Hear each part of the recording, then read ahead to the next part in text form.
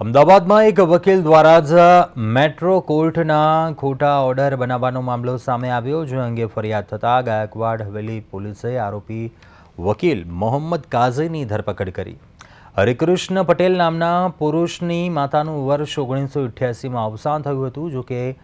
મરણના દાખલામાં ખોટું નામ હોવાથી તેમણે તેમની માતાના મરણના દાખલામાં સુધારો કરવાનો હતો અને માતાના નામની જમીન પર વારસાઈ હક દાખલ કરવા માટે મરણના દાખલામાં સુધારણાનું કામ તેમણે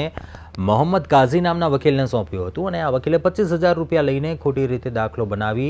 અરજદારને આપ્યો, જે દાખલો અરજદારે એમસીની કચેરીમાં જમા કરાવ્યો। જો કે એમસી કચેરીમાં આ કૌભાંડનો પર્દાફાશ થયો અને ફરિયાદ થતાં પોલીસે આરોપી વકીલને ઝડપી પાડ્યો હતો।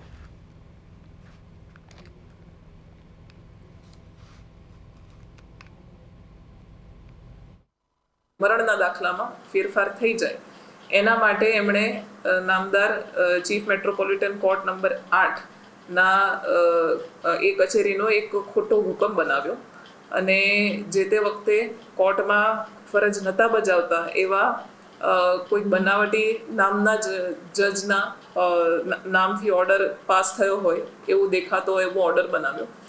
અને એ ઓર્ડર પછી એમણે આ મરણનો દાખલા સુધારવા માટે અમદાવાદ મ્યુનિસિપલ કોર્પોરેશનની કચેરીમાં સાચો છે એ તરીકે રજૂ કર્યો અને એ કોર્ટ ઓર્ડરના આધારે પછી એમણે મરણનો દાખલો સુધરાવી અને અરજદારને આપ્યો છે।